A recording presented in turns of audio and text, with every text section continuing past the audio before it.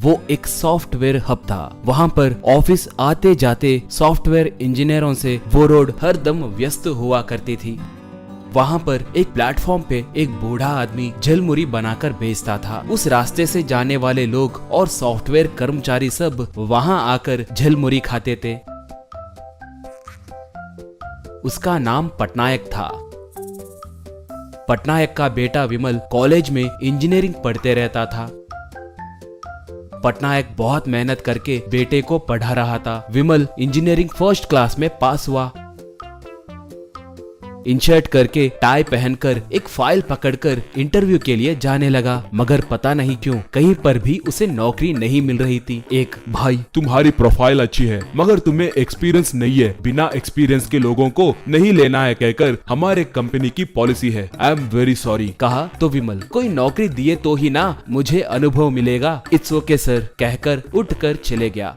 एक बार वो जब बाइक पे जा रहा था तभी उसे एक बूढ़ी महिला अपने कार को ठीक करने की कोशिश करते हुए बार बार घड़ी को देखते हुए बहुत हड़बड़ी में दिख रही थी। वो एग्जीक्यूटिव ड्रेस में थी। शिट, बुलशिट कहकर कार को लात मार रही थी। विमल तब, मैडम अगर आप गलत ना सोचे तो देखिए तो आपको कहीं जाने के लिए देरी हो रही है यूँ लग रहा है। आइए मैं आपको मेरे गाड़ी पे ड्रॉप करूंगा, आपके कार के चाबी मुझे दीजिए, ठीक करवा कर आपके घर में सौंपूंगा। कहा वो तब थैंक यू बेटा, मुझे अर्जेंट एयरपोर्ट जाना है कहकर बाइक पे बैठ गई। रास्ते में विमल के बारे में पूछकर पता की। एयरपोर्ट के पास उतरने के बाद वो अपना विजिटिंग कार्ड उसे देकर, मैं गिनीज टेक्नोलॉजी ग्रुप की मालकिन हूँ, मेरा नाम रवीना टंडन है, तुम मेरे ऑफिस को जाकर ये कार्ड दिखाओ, मैंने नौकरी देने के लिए कहा है, कहकर बताओ। ठीक है, मेरा कार मेरा ड्राइवर लाएगा, बाय बाय, थैंक यू कहकर हड़बड़ी में चली गई। विमल उस कार्ड को देखकर बहुत खुश हुआ। घर को आकर जो बीता वो सब घर वालों को बताया। पिताजी कल से आपको झलमुरी बेचने की जरूरत नहीं है, कल मैं नौकरी में भर्ती होकर उन पैसों से आपकी और माँ की अच्छे से देखभाल करूंगा। इस मौके के लिए ही मैं बहुत दिनों से इंतजार कर रहा था कहकर खुशी से कहा। ये सुनकर उसके माता पिता भी बहुत खुश हुए। अगले दिन वो इनशर्ट करके टाई पहनकर ऑफिस को गया। वहाँ पर मैनेजर से मिलके कार्ड देकर पूरी बात बताया।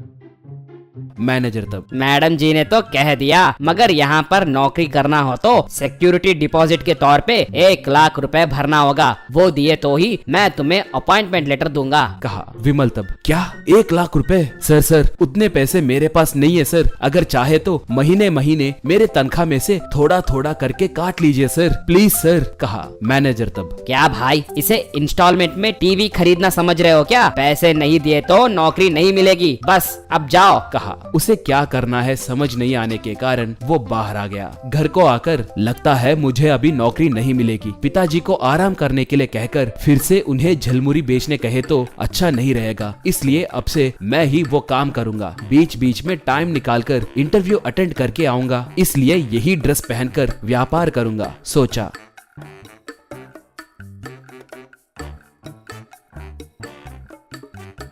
अगले दिन से वो पिता के बेचने वाले जगह पर ही झलमुरी बेचना शुरू किया। उसका ड्रेसिंग अलग रहने के कारण लोग उमड़कर आने लगे। थोड़े लोग उसका वीडियो निकालकर सोशल मीडिया में सॉफ्टवेयर झलमुरी वाला कहकर लिखकर पोस्ट करना शुरू किए। वो बीच बीच में टाइम निकालकर दूसरे इंटरव्यूज को भी जाकर आने लगा।